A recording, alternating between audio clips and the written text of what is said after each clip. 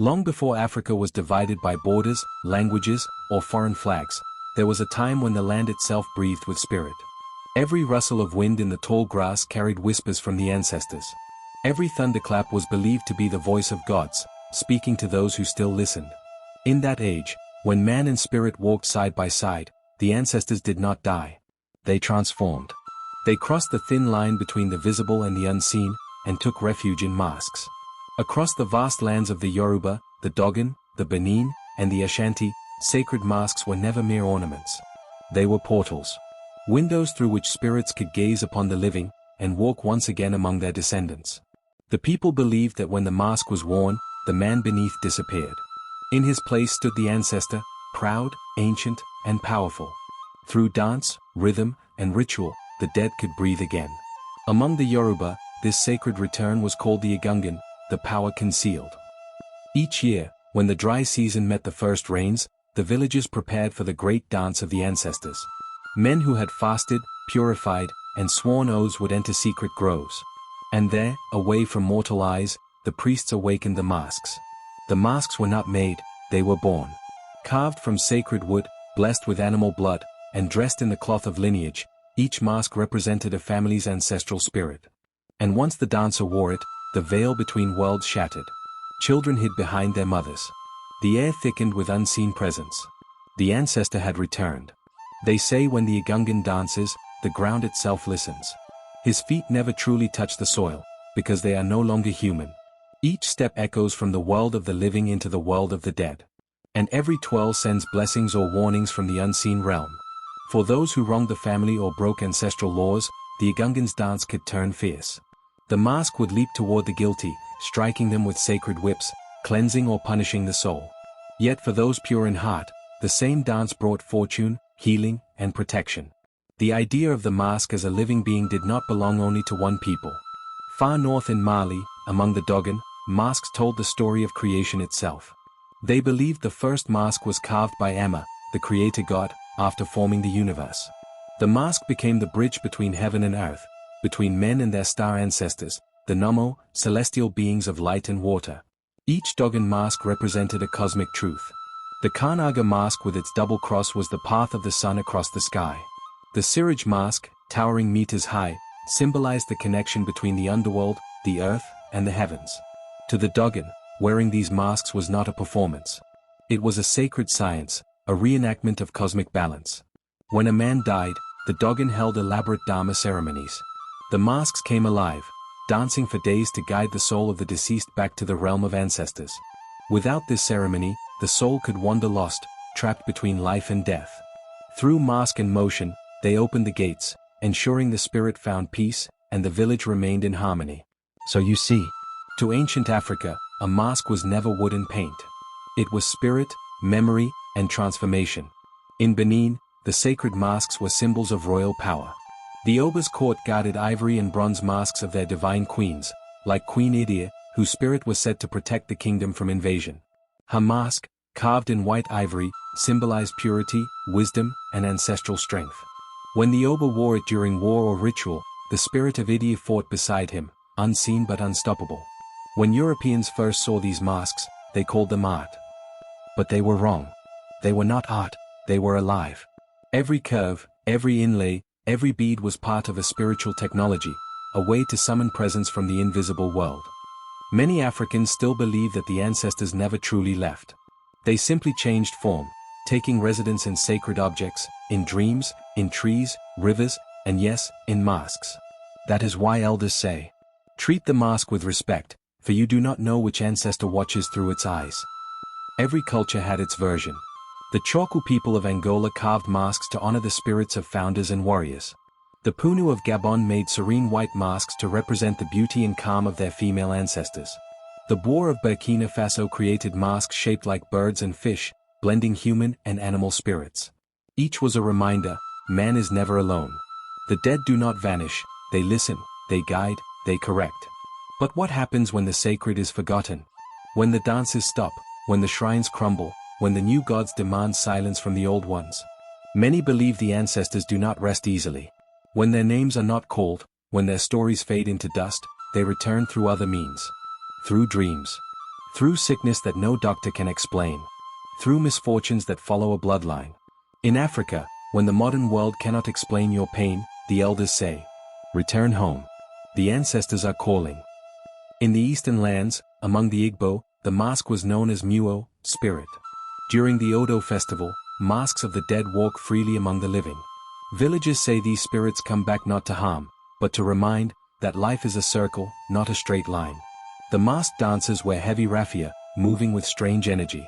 Their voices are distorted, unrecognizable. For those few days, the boundary between worlds dissolves.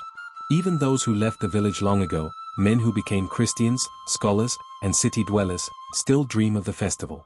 Something ancient stirs within them, something their ancestors will not let go. Across Africa, the forest is never just a place of trees. It is a living temple, the dwelling of spirits and the birthplace of masks. When a carver enters the forest to find the right wood, he does not simply choose. He listens. He waits for the tree that calls him. He offers kola nuts and prayers, asking permission before striking the first cut. For he knows, if the tree is unwilling, the mask will carry a cursed spirit. We do not make masks. We release them. The mask is not worn for beauty. It is worn for communion. When you wear it, do not think you are dancing, you are speaking the language of spirits. And they will answer. What the West calls myth, Africa calls memory. Because long before paper, television, and archives, masks preserved the living archives of the people. Through ritual and movement, they stored knowledge, spiritual, social, and historical. The Igungan reminded people of moral law. The Dogon masks taught cosmic order. The Benin masks guarded royal authority. And the Odo masks preserved ancestral honor. Together, they formed an invisible network, a spiritual web connecting millions across time and tribes. Even today, when an African walks with confidence, speaks with the rhythm of proverbs, or feels unseen protection in danger, they say it is the hand of the ancestors still walking beside them. But the sacred masks did not survive untouched. When foreign ships arrived and missionaries burned shrines, thousands of masks were taken, shipped away to Europe and America, placed in museums and labeled primitive art. What the world saw as relics, Africans knew as prisoners. Spirits trapped behind glass, stripped of worship, waiting for home. There are stories whispered by night guards in museums, of strange sounds, shifting shadows, eyes that seem to follow them. Of cold winds that blow even when the doors are sealed. They say some masks refuse to sleep. You may not believe it, but in Paris, a curator once claimed he heard drumming beneath the floor after receiving a shipment of Benin bronzes. In London, an African mask once fell from its case during a storm, though no wind entered the room. And in Lagos, a priest dreamt of a mask calling to him from across the ocean, asking to be brought home. It is said that every mask has a heartbeat. Even in silence, it waits for rhythm, for the call of the drum that will awaken it again. Perhaps that is why, in every African gathering, from weddings to funerals, from protests to festivals, the drum still beats. Because somewhere deep inside, Africa remembers. The ancestors are not gone, only waiting. And so the question remains. When we dance today, when we celebrate our heritage, our music, our pride, are we simply remembering the past? Or are we unknowingly keeping the ancestors alive? For the African spirit, death is not an end. It is a return. A continuation of purpose, through those who still speak their names. And when the dancer lifts the mask, when the drum calls, and the dust rises, for a brief moment, the ancestors walk again. They never truly left us. They are here, watching, listening, waiting for the next dance.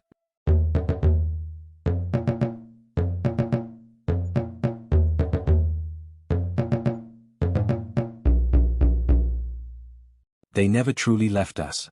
The ancestors are still here. In the quiet spaces between our words, in the dreams that stir us awake at night, in the sudden wind that blows through a room with no open window, their presence lingers. Africa, the oldest cradle of humanity, still breathes through its memory, through rituals, stories, and masks that remember even when men forget. In the western forests of Nigeria, a young boy once followed his grandfather into the grove of the Igungan, the sacred grove where the ancestors awaken each year. The boy had been warned never to follow, for the place was forbidden to uninitiated eyes. But curiosity burns hotter than fear. He hid behind the trees, watching. There were no dancers yet, no crowd, only his grandfather, old, frail, carrying a wooden box wrapped in white cloth. He opened it and began to speak in tongues, words the boy did not know, yet somehow understood deep in his bones. Then it happened. The ground trembled.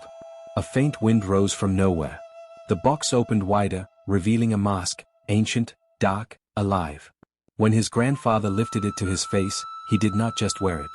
He became something else. His back straightened, his voice deepened, his eyes burned with light. The boy ran. He swore never to speak of it.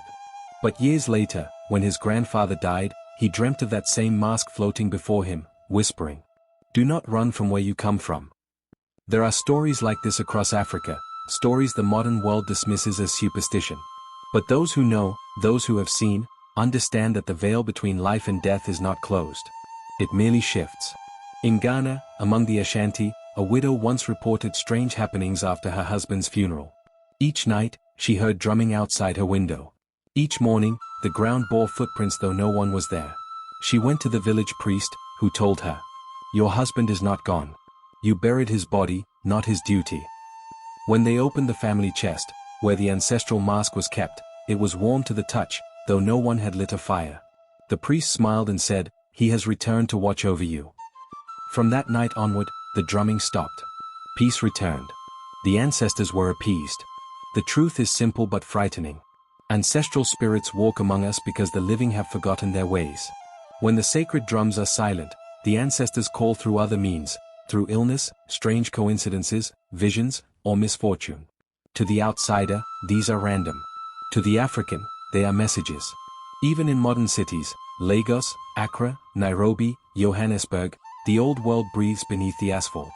A mechanic in Surulere once refused to work on a car because the number plate called his late father's name in numerology. A banker in Accra said her dreams guided her stock decisions, dreams that came from her grandmother, dead for 40 years. And in Cameroon, a young artist woke up one morning painting ancient mask patterns he'd never seen before.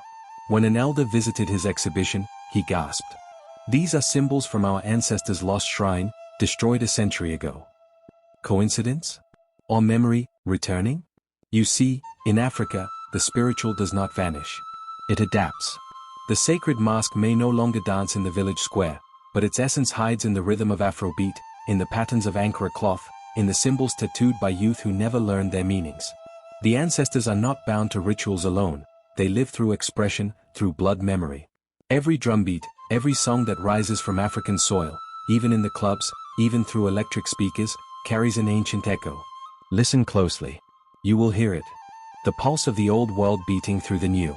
Yet not all ancestors rest easily. Thousands of sacred masks remain in exile, trapped behind glass in foreign museums. But some say the spirits within those masks still wander at night. In Paris, a guard once reported seeing faint light glowing from the eyes of a Benin ivory mask after hours.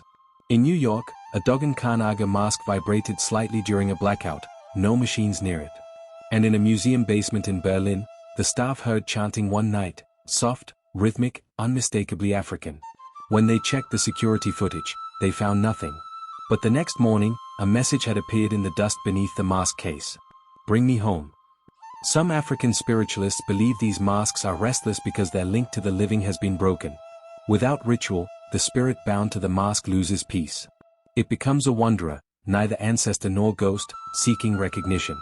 That is why, across the continent, movements have begun to reclaim sacred artifacts from abroad. But it is not just about culture or politics.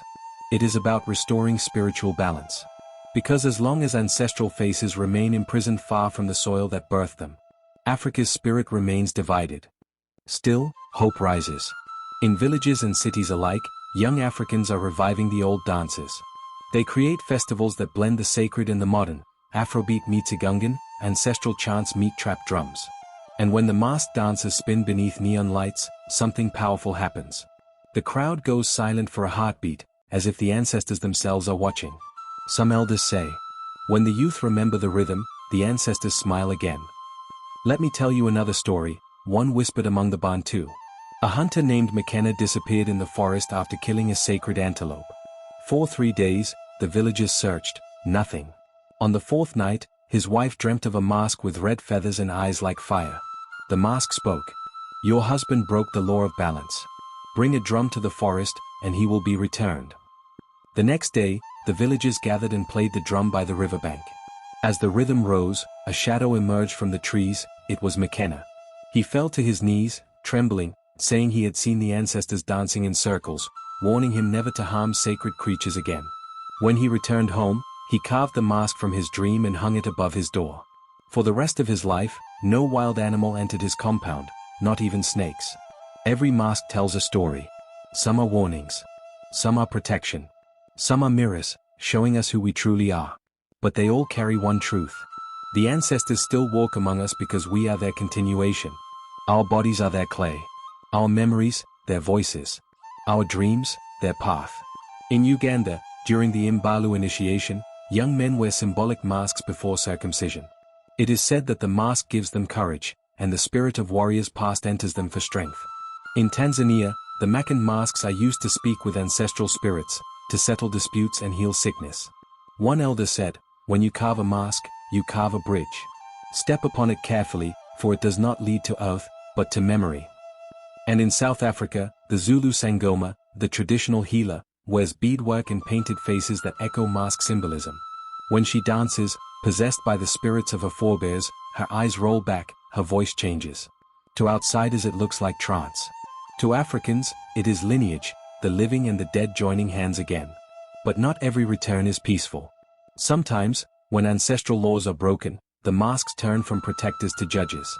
In a village near Oyo, Nigeria, a man stole an ancient mask from a shrine to sell to tourists. Within days, he fell ill. Doctors found nothing wrong. He confessed to an elder, who took him to the grove for cleansing. There, he returned the mask and offered palm wine and prayers. That night, he dreamt of an old man smiling, saying, "You have learned. Do not forget again." By morning, his fever was gone. The mask, they say, had forgiven him. These are not ghost stories. They are reminders that in Africa, the spiritual world is woven into the everyday. To ignore it is to forget half of reality. That is why elders still pour libation before speaking in public. Why even powerful leaders consult oracles quietly. Why a grandmother whispers prayers to her late husband before cooking for the family. Because they know, the ancestors are not gone. They are listening. In the modern age, our masks have changed form. They are no longer just carved wood, they are digital profiles, symbols, faces we show to the world. But even in this new mask of technology, the old spirit hides. The desire to remember, to honor, to connect, it is the same heartbeat, pulsing across time. And maybe that is why African storytelling, music, and dance still move the world. Because when Africa speaks, the ancestors speak through her. Once, a Nigerian filmmaker visited his ancestral village after 20 years abroad. He brought cameras, drones, and modern gear, but when he entered the old family compound, his battery died instantly. No matter how many replacements he used, the devices failed. An elder laughed and said, "Your ancestors do not want to be filmed. Greet them first." He poured libation, said a prayer, and bowed. Moments later, the cameras came back to life. He went on to make a documentary that became world famous, a film about sacred masks. In his acceptance speech, he said, "I didn't make this film alone. My ancestors held the camera." So, when you hear drums in the distance, do not dismiss them as noise. When you dream of your grandmother smiling at you, or smell her perfume in an empty room, know that something beyond reason touches your world. They are here. Still walking, still guiding, still reminding us to remember. The sacred masks are not relics, they are living echoes of a truth too deep for science, too old for denial. That the African soul is eternal, and death is but a doorway. When we dance, the ground remembers. When we sing, the air listens. When we carve, the spirit awakens. The ancestors walk among us in every heartbeat, in every story, in every act of remembrance. They are the rhythm in our music, the wisdom in our proverbs, the courage in our struggle. They walk with us in the marketplace, in the city street, in the digital world we build, unseen but never absent. So tonight, when you close your eyes, listen carefully. The wind that touches your window may carry a whisper from far beyond. It may be a greeting. It may be a reminder. Because they never truly left us. They are Africa's eternal guardians, the sacred masks of memory, walking unseen among the living. And as long as one drum still beats, as long as one name is still spoken, the ancestors will never die. We are the masks they left behind, and through us, they walk again.